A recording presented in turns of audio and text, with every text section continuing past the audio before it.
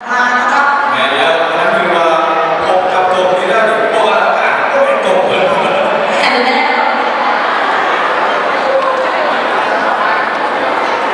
โอเคนะเรียบร้อยนะเสริมมาพบกับกบแห่งการแลกกันบนมือมาแล้วทุกคนประเทศลาว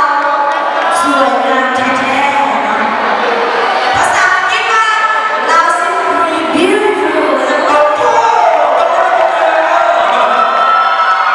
ภาษาอังกฤษที่สำคัญก็ว่าเอาขอเสียงตบมือให้กับกบแห่งการแลกกันมือ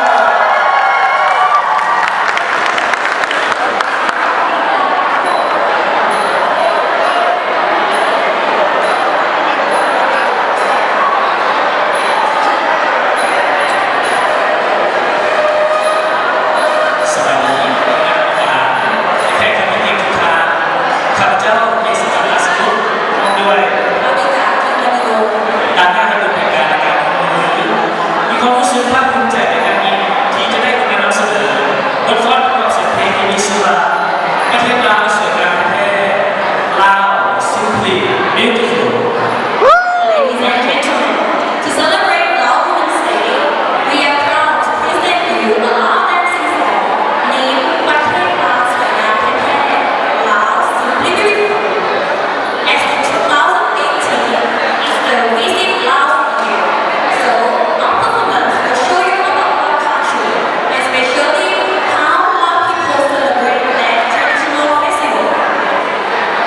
ยามนี้เมืองลาวพุ่งเมืองดังดวงดาวทุ่งสีฟ้าแดงขาว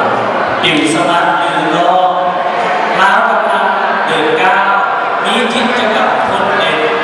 เป็นที่ลือเอกอาป่าบนเอกวัฒนปีท่องเที่ยวลาวได้เปิดแล้ววัฒนธรรมประเพณีมีหลายอย่างเสิร์ฟมาเที่ยวแล้วจึงรู้เห็นของแท้ในจริงทางเลย วันเพ็ญนี้คิดเป็นรอเศร้าอย่างยิ่งใหญ่วันที่8 เดือน 3คงห้อยห้อยแบบนี้ตรงไปเมยิงเราดูนั้นไปถึงบ้านบนแค่ไหน ลำดับต่อไปขอเชิญกับประธานและแขกที่มีเกียรติติดตามรับชมและรับฟังเสียงกลองสนองไซเพื่อส่งเสริมให้มียุคสากลครบรอบ108 ปีและยินดีต้อนรับสู่ปีพัฒนา2018 Ladies and gentlemen, please enjoy our performance. ขอขอบใจ